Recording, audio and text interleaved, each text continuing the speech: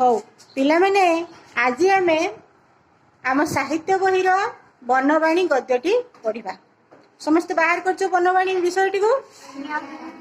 ତାର ଲେଖକ କିଏ କହିଲ ଦେଖି? ଗୋପବନ୍ଧୁ ଦାସ। ଗୋପବନ୍ଧୁ ଆଉ କୋଉ ନାମରେ ପରିଚିତ? ତାଙ୍କର ଗୋଟେ ପ୍ରସିଦ୍ଧ ନାମ ଅଛି, ମଧୁସୂଦନ ଦାସଙ୍କୁ ଯେମିତି ଉତ୍କଳ ଗୌରବ କୁହାଯାଏ, ଉତ୍କଳ ଗୌରବ ମଧୁସୂଦନ ଦାସ, ସେଇଭଳି ଗୋପବନ୍ଧୁ ଦାସଙ୍କୁ ଆଉ କଣ କୁହାଯାଏ? ଉତ୍କଳ ମଣି। ଉତ୍କଳ ମଣି ଗୋପବନ୍ଧୁ ଦାସ। ତମେ ପଢିଥିଲ ସାଇକେଲଟିଏ ଅନନ୍ତ? ସେଠି ଗୋପବନ୍ଧୁ ଦାସଙ୍କ କଥା ଥିଲା ନା? ସେ କଣ କରୁଥିଲେ? ଦୁଃଖୀ ଦରିଦ୍ରଙ୍କ ସେବା କରୁଥିଲେ ନା? ସେଇ ଉତ୍କଳମଣି ଗୋପବନ୍ଧୁ ଦାସ ଏଇ ବନବାଣୀ ବିଷୟଟିକୁ ରଚନା କରିଛନ୍ତି। ହେଲା, ତେବେ ଆଜି ଆମେ ବନବାଣୀ ବିଷୟଟି ପଢିବା। ଗୋପବନ୍ଧୁ ଦାସଙ୍କର ଜନ୍ମ ପୁରୀ ଜିଲ୍ଲାର ସୁଆଣ୍ଡ ଗ୍ରାମରେ। ପୁରୀ ଜିଲ୍ଲା ଗ୍ରାମ ହେଲା ସୁଆଣ୍ଡ। ସୁଆଣ୍ଡ ଗୋଟେ ଛୋଟ ଗ୍ରାମ, କିନ୍ତୁ ତା ପାଖ ନିକଟବର୍ତ୍ତୀ ସାକ୍ଷୀଗୋପାଳ। ସାକ୍ଷୀଗୋପାଳରେ ଆମର ସାକ୍ଷୀଗୋପାଳଟା କଣ ପାଇଁ ପ୍ରସିଦ୍ଧ? କ୍ଷୀରଚୋରା ଗୋପୀନାଥ ମନ୍ଦିର ଅଛି। କେଉଁ ମନ୍ଦିର ଅଛି? କ୍ଷୀରଚୋରା ଗୋପୀନାଥ ମନ୍ଦିର। ହେଲା, ସତ୍ୟବାଦୀ ବନ ବିଦ୍ୟାଳୟ, ସତ୍ୟବାଦୀ ପତ୍ରିକା ଏବଂ ଦୈନିକ ସମ୍ବାଦପତ୍ର ସମାଜର ସେ ପ୍ରତିଷ୍ଠାତା। ଆମର ବଜାରରେ ଖବରକାଗଜ ସବୁ ବିକ୍ରି ହଉଛି, ବିଭିନ୍ନ ଖବରକାଗଜ ଜାଣିଛ? ପ୍ରଜାତନ୍ତ୍ର, ପ୍ରଗତିବାଦୀ, ଧରିତ୍ରୀ, ସେ ସମ୍ବାଦ। ଆମ ସ୍କୁଲକୁ ଯୋଉ ପେପରଟା ଆସିଛି ସେଟା ହେଲା ସମ୍ବାଦ। କିନ୍ତୁ ସମାଜ ନାଁରେ ଆଉ ଗୋଟେ ପତ୍ରିକା ବା ଖବରକାଗଜ ସିଏ ବଜାରକୁ ଆସେ, ସେଇଟା ସିଏ ଆରମ୍ଭ କରିଥିଲେ କିଏ? ଉତ୍କଳମଣି ଗୋପବନ୍ଧୁ ଦାସ। ସମାଜ ପତ୍ରିକାର, ସେ ପତ୍ରିକାର ନାଁ ହେଲା ସମାଜ।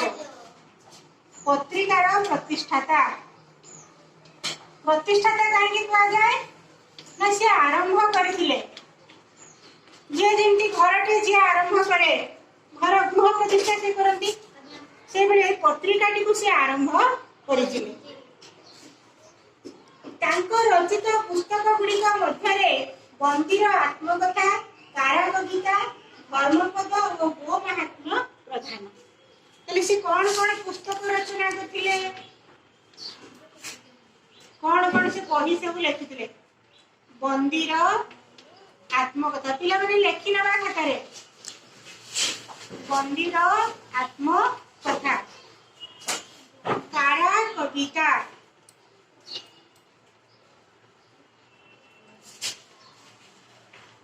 ଧର୍ମପଦ, ଗୋ ମାହାତ୍ମ୍ୟ,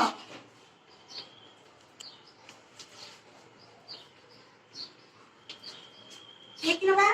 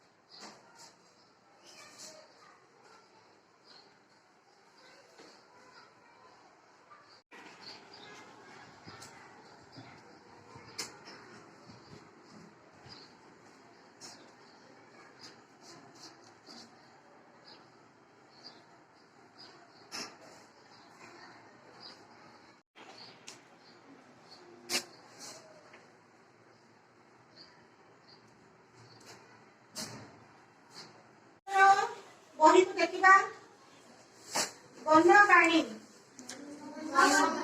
ଲେଖକ ଗୋପବନ୍ଧୁ ଦାସ। ଅରଣ୍ୟ ଭାରତୀୟ ସଭ୍ୟତାର କେନ୍ଦ୍ର। ପାଶ୍ଚାତ୍ୟ ଦେଶର ପ୍ରତିଭାଶାଳୀ ବ୍ୟକ୍ତିମାନେ ଅଧିକାଂଶ ସହରରେ ଲାଳିତ ପାଳିତ ନ ହେଲେ ମଧ୍ୟ ସେମାନଙ୍କ ଜୀବନର କାର୍ଯ୍ୟକ୍ଷେତ୍ର ପ୍ରଧାନତଃ ସହର। ପାଶ୍ଚାତ୍ୟ ସଭ୍ୟତାର ପ୍ରଭାବରେ ବର୍ତ୍ତମାନ ଭାରତ ଯାହା ହେଉନା କାହିଁକି ଆବହମାନ କାଳରୁ ଭାରତର ମହାପୁରୁଷମାନେ ଅରଣ୍ୟକୁ ଆପଣାର ସାଧନା ଏବଂ ସିଦ୍ଧିର ସ୍ଥାନ ରୂପେ ନିରୂପଣ କରିଥିଲେ। ଭାରତର ଯେଉଁ ସମସ୍ତ ତତ୍ତ୍ୱ ପ୍ରାଚୀନ କାଳରେ ପୃଥିବୀକୁ ଆଲୋକ ଦେଇଥିଲା, ଅଦ୍ୟାପି ଯାହା ଭାରତୀୟ ସଭ୍ୟତାର ମୂଳ ଭିତ୍ତି ରୂପେ ବିଦ୍ୟମାନ, ସେ ସମସ୍ତର ଆବିର୍ଭାବ ବନ ପ୍ରଦେଶରେ। ଯେଉଁ ଯୋଗୀ ଋଷିମାନଙ୍କର ପବିତ୍ର ସ୍ମୃତି ଅଦ୍ୟାପି ଭାରତ ପ୍ରାଣରେ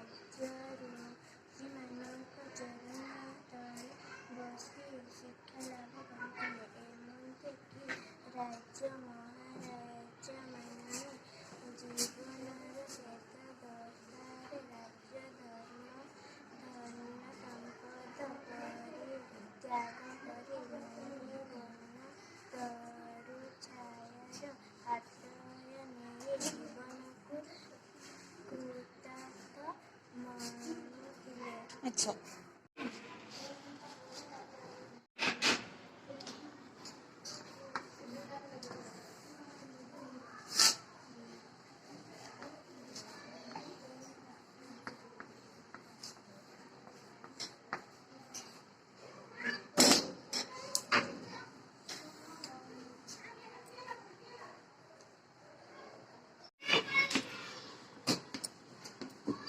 अरण्य माने कौन कहले देखी पिला माने अरण्य शब्दटा बहुत तुम कान को आसो तुम तार अर्थ हाथ टेक हाँ कह कह कह कह जंगल आउ गोटे कौन ना अच्छी वन एथर रज जाइए रज दोली गीत बनस्ते डाकिला गज बरस के थरे आसीची रजल होई नुआ सज बाज ताले वन कहले अरण्य आउ कौन जंगल आउ कौन बण ताले अरण्यर आमे एमिति अनेक ना जानले लिखिबा भारतीय भारतीय कहले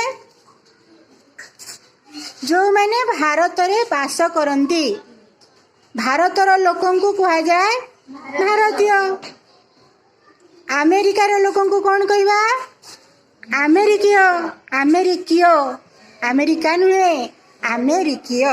ଆମେରିକାରେ ବାସ କରୁଥିବା ଲୋକ ଆମେରିକୀୟ, ଭାରତରେ ବାସ କରୁଥିବା ଲୋକ ଭାରତୀୟ। ହେଲା, ତାହେଲେ ଅରଣ୍ୟ ଭାରତୀୟ ସଭ୍ୟତାର ସଭ୍ୟତା କାହାକୁ କହିବା? ସଭ୍ୟତା ହେଉଛି ବହୁ ଦିନରୁ ଯେଉଁଟା ଚଳି ଚଳି ଆସୁଥିବ, ଚଳଣିରେ ଆମ ଚଳଣିରେ ଥିବ। ଦେଖିଥିବ ମହାନ୍ତ ମାନଙ୍କର ମହୁଲ ଗଛ ପୂଜା କରନ୍ତି, କରନ୍ତି ନା ନାହିଁ? ବହୁତ ଜାତିରେ ଆମର ସାହାଡ଼ା ଗଛକୁ ପୂଜା କରନ୍ତି। ବହୁତ ଜାତିରେ ଆମର ଲିମ୍ବ ଗଛକୁ ପୂଜା କରନ୍ତି। ଲିମ୍ବ ଗଛ ଆମର ପୂଜା ହୁଏ, ବର ଗଛ ଆମର ପୂଜା ହୁଏ, ଜଡ଼ି ଗଛ ବା ଅଶ୍ୱତ୍ଥ ଗଛ ପୂଜା ହୁଏ ନା ନାହିଁ? ସେଥିରେ ପାଣି ଦିଅନ୍ତି ନା ନାହିଁ? ସେଗୁଡ଼ା ସବୁ ଜଙ୍ଗଲୀ ଗଛ। ତାହେଲେ ଏଇ ହେଉଛି ଆମ ଭାରତୀୟ ସଭ୍ୟତାର ପରମ୍ପରା ଯେ ବୃକ୍ଷମାନଙ୍କୁ ସେମାନେ ଦେବତା ରୂପେ ପୂଜା କରିଥାନ୍ତି। ବୃକ୍ଷମାନଙ୍କଠାରେ ଈଶ୍ୱର ଅବସ୍ଥାନ କରନ୍ତି ବୋଲି ଆମ ଭାରତୀୟ ମାନଙ୍କର ବିଶ୍ୱାସ ଅଛି। କଦଳୀ ଗଛକୁ ମଧ୍ୟ ପୂଜା କରାଯାଏ, ଜାଣିଛ ନା ନାହିଁ? କଦଳୀ ଗଛ, କଦଳୀ ପତ୍ର ତ ପୂଜାରେ ଲାଗେ, କିନ୍ତୁ କଦଳୀ ଗଛକୁ ମଧ୍ୟ ପୂଜା କରାଯାଏ। ହେଲା, ପାଶ୍ଚାତ୍ୟ ଦ୍ୱିତୀୟ ବାକ୍ୟର ଆରମ୍ଭରେ ଅଛି ପାଶ୍ଚାତ୍ୟ। ସମସ୍ତେ ନିଜ ବହିକୁ ଦେଖିଲ, ପାଶ୍ଚାତ୍ୟ ଅଛି ନା? ପାଶ୍ଚାତ୍ୟର ଅର୍ଥ କ'ଣ? ପାଶ୍ଚାତ୍ୟର ଅର୍ଥ ଆମ ଦେଶ ବାହାରେ ଥିବା ଦେଶ, ଯେଉଁଗୁଡ଼ାକ ବିଦେଶ।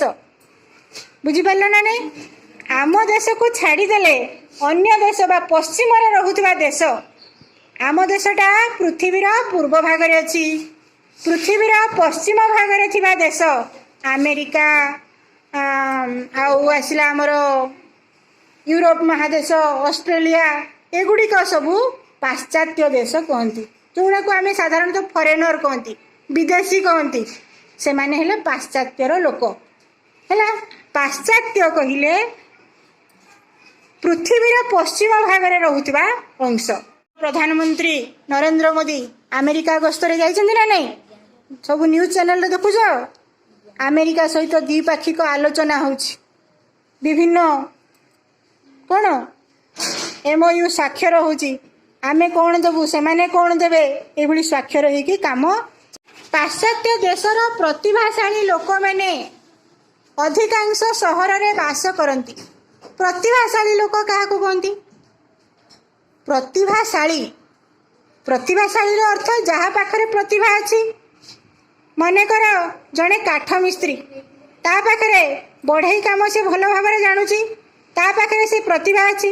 ନିଜ ଗାଁରେ ସେ କିଛି ପରିଶ୍ରମ କରିକି ଯେତିକି ରୋଜଗାର କଲା, ସେ ସହରକୁ ଯାଇ ଆଉ ଟିକେ ଅଧିକ ରୋଜଗାର କରିପାରୁଛି, ସହରରେ ତାକୁ ଅଧିକ କାମ ମିଳୁଛି। ସେଇଭଳି ପାଠ ପଢ଼ି ଭଲ ଚାକିରିଟିଏ କରି ସେ କ'ଣ କରୁଛି, ଯାଇକି ସହରରେ ବାସ କରୁଛି। ଯେଉଁମାନେ ଅଧିକ ପାଠ ପଢ଼ୁଛନ୍ତି, ବଡ଼ ବଡ଼ ଚାକିରି କରୁଛନ୍ତି, ଡାକ୍ତର, ଇଞ୍ଜିନିୟର, ପ୍ରଫେସର ଏସବୁ ହେଉଛନ୍ତି, ସେମାନେ ସବୁ କେଉଁଠି ବାସ କରୁଛନ୍ତି? ସାଧାରଣତଃ ସହରରେ ବାସ କରୁଛନ୍ତି।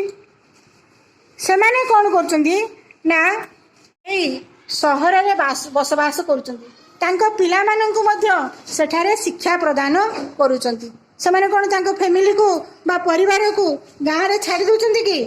ନାଇଁ, ନିଜ ସହିତ ସେମାନଙ୍କୁ ସହରକୁ ନେଇଯାଉଛନ୍ତି। ସହରର ଢାଞ୍ଚାରେ ସେମାନଙ୍କୁ ବଢ଼ଉଛନ୍ତି ନା ନାହିଁ? ଆଜିକାଲି ଆଉ କେହି ଗାଁରେ ରହିବା ପାଇଁ ପସନ୍ଦ କରୁନାହାନ୍ତି। କ'ଣ ଗାଁରେ ସ୍ମାର୍ଟ ହେବ ପିଲା, ସବୁ ଚାଲ ସହର ଆଡ଼େ ମାଡ଼ିଯିବା। ସେଠି ସ୍ମାର୍ଟ ବଜାର ଅଛି, ସେଠି ପାର୍କ ଅଛି, ସେଠି ସବୁ କଥା ଅଛି। ପିଲା ବେଶୀ ଦେଖିବ, ବେଶୀ ଜାଣିବ। କିନ୍ତୁ ସେ ସିନା ଯାଉଛନ୍ତି, ନିଜର ସଂସ୍କାର ସବୁ ଭୁଲି ଯାଉଛନ୍ତି। ଗୁରୁଜନମାନଙ୍କ ପ୍ରତି ସମ୍ମାନ, ଛୋଟମାନଙ୍କ ପ୍ରତି ଆଦର ଏସବୁ ଭୁଲି ଯାଉଛନ୍ତି। ପରସ୍ପର ମଧ୍ୟରେ ସ୍ନେହ ସୌହାର୍ଦ୍ଦ୍ୟ କମିଯାଉଛି। ସହରରେ କେହି କାହାକୁ ଜାଣେ ନାହିଁ, ସମସ୍ତେ ସମସ୍ତଙ୍କ ପାଇଁ ଅପରିଚିତ। କିନ୍ତୁ ଗାଁରେ କ'ଣ ସାଇ ପଡ଼ିଶା ହିସାବରେ ଆମେ ମିଳିମିଶିକି ରହନ୍ତି, ଭାଇ ବନ୍ଧୁ କୁଟୁମ୍ବ ସବୁ ରହନ୍ତି। ତେଣୁ ସେମାନଙ୍କ ମଧ୍ୟରେ ଭଲ ସମ୍ପର୍କ ଥାଏ। ଏଇ ଯେଉଁ ମାନବିକ ସମ୍ପର୍କ, ମଣିଷ ମଧ୍ୟରେ ଯେଉଁ ସମ୍ପର୍କଟା ସହରରେ ବଢ଼ୁଥିବା ପିଲାଟି ଭଲ ଭାବରେ ଜାଣିପାରୁ ନାହିଁ। କିନ୍ତୁ ଯିଏ ଗ୍ରାମାଞ୍ଚଳରେ ରହୁଛି, ସେ ଏସବୁଥିରେ ବହୁତ ଜାଣିଛି। କିଏ କକା, କିଏ ବଡ଼ ବାପା, ତାଙ୍କ ସହିତ ମୁଁ କେମିତି ବ୍ୟବହାର କରିବି। କିନ୍ତୁ ସହରର ଆସୁଥିବା ପିଲାଟିଏ, ଇଏ କିଏ, ମୁଁ ତ ତାଙ୍କୁ ଜାଣିନି, ତାଙ୍କୁ ନମସ୍କାର ପରିଚୟ ଦେଲେ ବି ହଠାତ୍ ତାଙ୍କ ସହିତ ସେ ମିଶିପାରୁଛି କି ନାହିଁ? କାହିଁକି ନା ସେ ସହରରେ ଏକୁଟିଆ ବଢ଼ି ଚାଲିଛି। पाश्चात्य सभ्यतार प्रभाव वर्तमान भारत जहाँ होना कहीं आवाहमान कालू भारतर महापुरुष माने अरण्य को आपणार साधना और सिद्धिर स्थान रूपे निरूपण करथिले। वर्तमान भारतर अधिकांश लोक पाश्चात्य प्रभाव पर पड़ जाइछन्ति। समस्ते जीन्स पैंट सार्ट पिंधिबा पसंद करुछन्ति। भारतीय पोशाक पिंधिबा पोशाक पसंद करू नाहांती। धीरे धीरे तांकर चलनी बढ़ी गलानी। तेरे सी जाऊना कहीं समस्ते कार रे बुलवा पसंद कले, समस्ते एरोप्लेन रे उड़वा चाहिए चाहिए ना नहीं। तेरे से दिगटा जिते आगौना कहीं किंतु आम भारतीय परंपरा अनुसार साधु सन्थ माने वर्तमान मध्य अरण्य को निजर साधनार पीठ भाव में ग्रहण कर। साधुटे कौटी साधना करिवो जेमिति छात्रटीए तार विद्याध्ययन विद्यालय रे भल भाव में करिपारे। विद्यालय रे ताकू शैक्षिक वातावरण जोगाई दिया जाए। सेठारे से विद्या को अध्ययन करिवो, विद्यार साधना करिवो, विद्यार गवेषणा करिवो एवं निजर ज्ञान को बढ़ाइबो। तुम मानकु से भली जगह जोगाई दिया जाउछि श्रेणी गृह रे विद्यालय रे। किंतु साधु सन्थ माने तांकर तपस्या करिबा पई निरोला स्थान कोठु पाइबे? सबुठारु निरोला निर्जन स्थान कौटा? अरण्य बा जंगल ना नहीं। से अरण्य बा जंगल जोठी गुंफा अच्छी से स्थान मानकरे रही साधु सन्थ माने तांकर साधना चलैछन्ति ना। भारतर जो समस्त तत्व प्राचीन काल पृथ्वी को आलोक देइथिला अद्यापि जहाँ भारतीय सभ्यतार मूल भित्ति रूपे विद्यमान से समस्तर आविर्भाव वन प्रदेश रे। ये जो भारतर जेते संस्कृति सब आसी रामायण रामायण ग्रंथ अच्छी ना। रामायण किए रचना करथिले कहलो देखिया? महर्षि वाल्मीकि। हाँ, संस्कृत भाषार रामायण महर्षि वाल्मीकि रचना करथिले। महर्षि वाल्मीकि कोठी रचना करथिले? अरण्य रे बसी अरण्य रे कुटीर निर्माण करी कुड़िया घर तैयारी करी सेठारे से रामायण ग्रंथ रचना करथिले। ठीक से भली महाभारत ग्रंथ, महाभारत जो आमर 5 पांडव कौरव माने 100 भाई एमाने अछंती ना। हाँ, से ग्रंथटी कोठी रचना हेतिला? सेई अरण्य रे ताकू रचना करथिले महर्षि वेदव्यास। महाभारत किए रचना करथिले? महर्षि वेदव्यास। संस्कृत महाभारत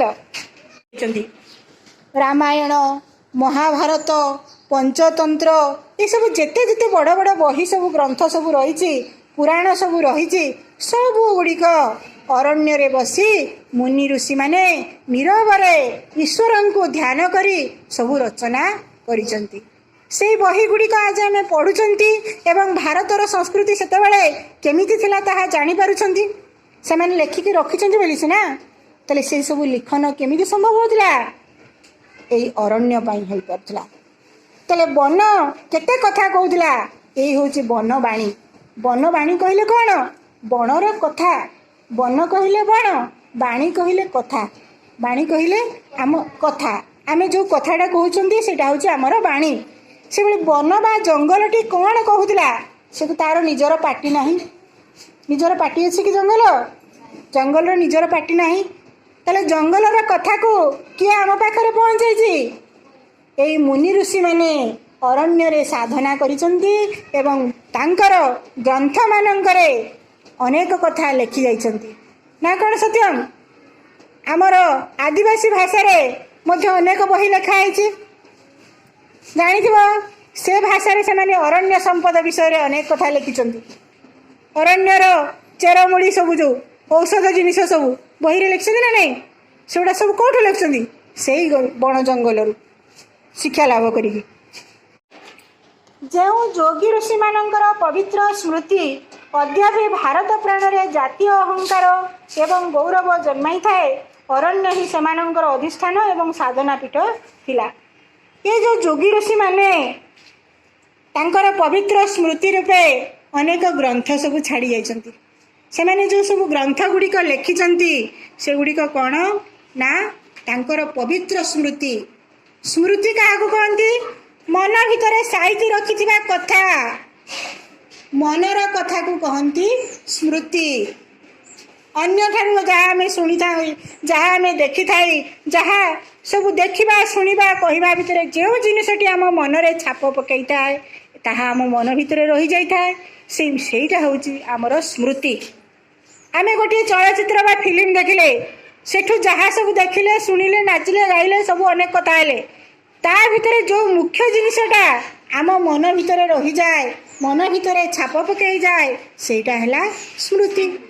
ठीक से ही भली साधु सन्थ मानकर मुनि ऋषि मानकर स्मृति कौन होची ना आज मध्य आम पाखरे विद्यमान। विद्यमान कहले आम आगरे देखा जाउछि, आम सामने अच्छी।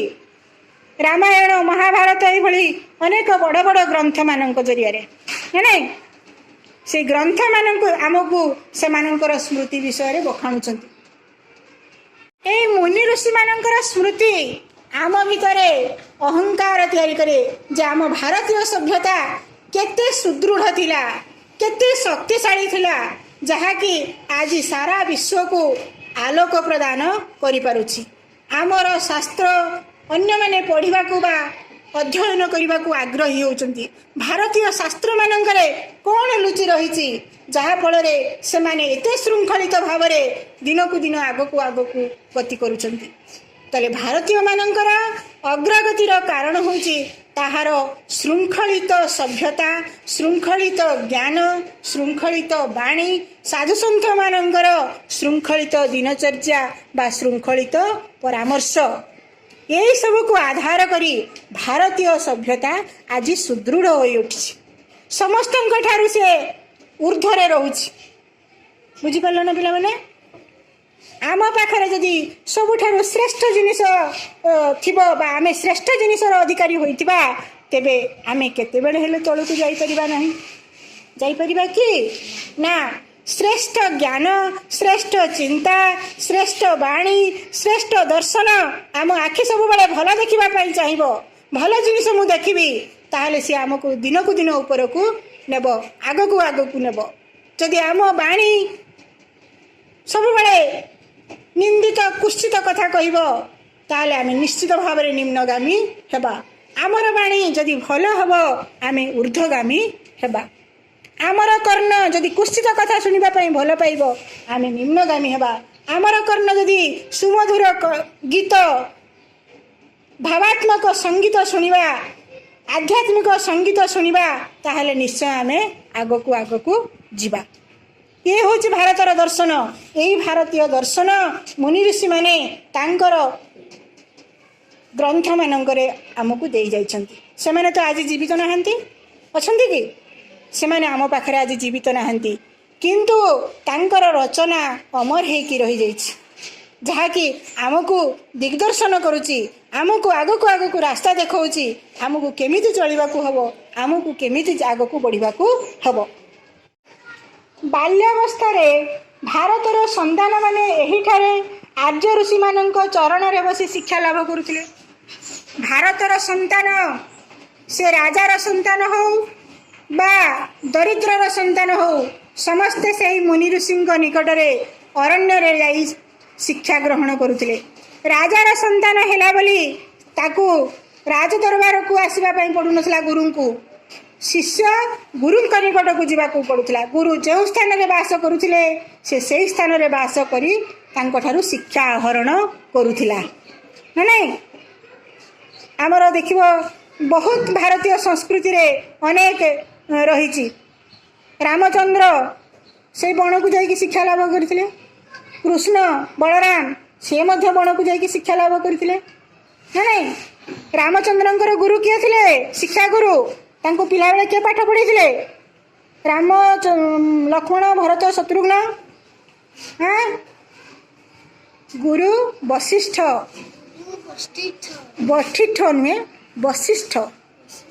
रामचंद्र गुरु नाम कौन? वशिष्ठ। आउ कृष्ण बलराम गुरु नाम कौन? गुरु संदीपनी। संदीपनी से गुरु ना कौन थिला? संदीपनी है ना, मन रखी। तो ତାହେଲେ ସେମାନେ ମଧ୍ୟ ଜଣେ ଜଣେ ମୁନି ଥିଲେ, ଜଣେ ଜଣେ ଋଷି ଥିଲେ। ସେମାନେ ଆଶ୍ରମ କରି ଶିଷ୍ୟମାନଙ୍କୁ ସେଠାରେ କ'ଣ ଆଧ୍ୟାତ୍ମିକ ଶିକ୍ଷା ଦେଉଥିଲେ, ଯୁଦ୍ଧ ବିଦ୍ୟା ଶିକ୍ଷା ଦେଉଥିଲେ। ହଁ, ପିଲା ନିଜ କାମ ନିଜେ କରିବ। ସେମାନେ ସେ ରାଜାର ପୁଅ ହେଲେ ମଧ୍ୟ ଜଙ୍ଗଲକୁ ଯାଉଥିଲା, ଅରଣ୍ୟର କାଠ ବା ସମିଧ, ତାକୁ କହନ୍ତି ସମିଧ। କ'ଣ କହନ୍ତି ତାକୁ? ସମିଧ। ଜଙ୍ଗଲରୁ ଯେଉଁ କାଠ ଆସେ ତାକୁ କହନ୍ତି ସମିଧ। ସମିଧ ଅର୍ଥ ଗଛ କାଟିକି ସେମାନେ ହାଣିକି ଆଣିବେ ନାହିଁ, ଗଛର ଡାଳ ଯେଉଁ ଶୁଖିଲା ଡାଳ ତଳେ ପଡ଼ିଥିବ ସେ ଶୁଖିଲା କାଠକୁ ତାକୁ କହନ୍ତି ସମିଧ। ସେ ସମିଧ ଆଣିକି ସେମାନେ ମୁନି ଆଶ୍ରମକୁ ଫେରନ୍ତି। ସେଇ ଶୁଖିଲା କାଠରେ ଯଜ୍ଞ କରାଯାଏ। କ'ଣ କରାଯାଏ? ଋଷିମୁନିଙ୍କ ଆଶ୍ରମରେ ଯଜ୍ଞ କରାଯାଏ। ସେ ଯଜ୍ଞ ବେଳେ ଅନେକ ମନ୍ତ୍ର ଉଚ୍ଚାରଣ ହୁଏ। ତୁମେ ଦେଖିଥିବ ଯଜ୍ଞ ସମୟରେ ଅନେକ ମନ୍ତ୍ର ଉଚ୍ଚାରଣ ହୁଏ କି ନାହିଁ? ତାହେଲେ ସେଇ ମନ୍ତ୍ର ସେମାନେ ସେଇଠାରୁ ଶିକ୍ଷା ଲାଭ କରନ୍ତି ନା? ଏମନ୍ତ କି ରାଜା ମହାରାଜା ମାନେ ଜୀବନର ଶେଷ ଦଶାରେ ରାଜ୍ୟ ଧନ ସମ୍ପଦ ପରିତ୍ୟାଗ କରି ମୁନିବନ ତରୁଛାୟାର ଆଶ୍ରୟ ନେଇ ଜୀବନକୁ କୃତାର୍ଥ ମଣୁଥିଲେ। ଏମିତିକି ରାଜାମାନେ ଯେତେବେଳେ ରାଜଶାସନ କାର୍ଯ୍ୟ ଶେଷ କରିଦିଅନ୍ତି, ବୃଦ୍ଧ ଅବସ୍ଥା ଆଡ଼କୁ ଗତି କରନ୍ତି, ସେମାନେ କ'ଣ କରନ୍ତି ନା ମୁନି ଆଶ୍ରମକୁ ଚାଲିଯାଆନ୍ତି। ତାଙ୍କର ରାଜସିଂହାସନ ତାଙ୍କର ଦୟାଦମାନଙ୍କୁ ହସ୍ତାନ୍ତର କରି ସେମାନେ ବଣରେ ବାସ କରିବି ତପସ୍ୟା କରି ଧର୍ମ ଅର୍ଜନ କରିବା ପାଇଁ ଯାଆନ୍ତି। ରାଜା ଥିବା ସମୟରେ ସେମାନଙ୍କୁ ଅନେକ ଯୁଦ୍ଧର ସମ୍ମୁଖୀନ କରିବାକୁ ପଡ଼ିଥାଏ। ରାଜ୍ୟକୁ ଶତ୍ରୁ କବଳରୁ ରକ୍ଷା କରିବା ପାଇଁ ତାଙ୍କୁ ଅନେକ ଯୁଦ୍ଧର ସମ୍ମୁଖୀନ ହେବାକୁ ପଡ଼ିଥାଏ। ତେବେ ଏହି ବ୍ୟସ୍ତବହୁଳ ଜୀବନରେ ସେମାନେ ଧର୍ମ କରିବାକୁ ଟିକେ ଭୁଲି ଯାଇଥାନ୍ତି। ଯେତେବେଳେ ତାଙ୍କର ପରିଣତ ବୟସ ଆସେ, ସିଂହାସନର ଦାୟିତ୍ୱ ବା ରାଜ୍ୟର ଦାୟିତ୍ୱ ହସ୍ତାନ୍ତର କରି ସେମାନେ ମୁନି ଆଶ୍ରମକୁ ଚାଲିଯାଆନ୍ତି। କେଉଁଥିପାଇଁ? କିଛି ପୁଣ୍ୟ ଅର୍ଜନ କରିବା ପାଇଁ ଏବଂ ଆଧ୍ୟାତ୍ମିକ ଚର୍ଚ୍ଚା କରିବା ପାଇଁ। ଶେଷ ସମୟରେ ଈଶ୍ୱରଙ୍କର ଚର୍ଚ୍ଚା କରିବା ପାଇଁ। ଈଶ୍ୱର ଚର୍ଚ୍ଚା ଦ୍ୱାରା ଈଶ୍ୱରଙ୍କର ନିକଟବର୍ତ୍ତୀ ହୋଇପାରନ୍ତି ଏବଂ ଈଶ୍ୱରଙ୍କର ସାନ୍ନିଧ୍ୟ ଲାଭ କରିବା ପାଇଁ ଏକାନ୍ତରେ ନିରୋଳରେ ରହିବା ପାଇଁ ମୁନି ଆଶ୍ରମ ବା ମୁନିଙ୍କ ଆଶ୍ରମରେ ଯେଉଁ ଗଛ ଥାଏ ସେ ବୃକ୍ଷର ଛାୟା ତଳେ, ତରୁ ଛାୟା ତଳେ, ତରୁ ଛାୟା ମାନେ ଗଛର ଛାଇ ତଳକୁ ଚାଲିଯାଆନ୍ତି। ତାଙ୍କର ରାଜଉଆସରେ କ'ଣ ସେତିକି ସୁଖ ଶାନ୍ତି ନଥିଲା କି? ଥିଲା। କିନ୍ତୁ ସେସବୁକୁ ତ୍ୟାଗ କରି ମୁନି ଆଶ୍ରମରେ କାଠିକର ଜୀବନ ଯାପନ କରିବା ପାଇଁ ସେମାନେ ସରଳ ଜୀବନ ଯାପନ କରିବା ପାଇଁ ଚାହୁଁଥିଲେ। ରାଜଉଆସର ସୁଖ ତ୍ୟାଗ କରି ମୁନି ଆଶ୍ରମରେ ରହି ନିଜର ଆଧ୍ୟାତ୍ମିକତାକୁ ବଢ଼େଇବା ପାଇଁ ସେମାନେ ଚେଷ୍ଟା କରୁଥିଲେ ଏବଂ ସେଥିପାଇଁ କ'ଣ ପଦକ୍ଷେପ ମଧ୍ୟ ନେଉଥିଲେ ନା ନାହିଁ?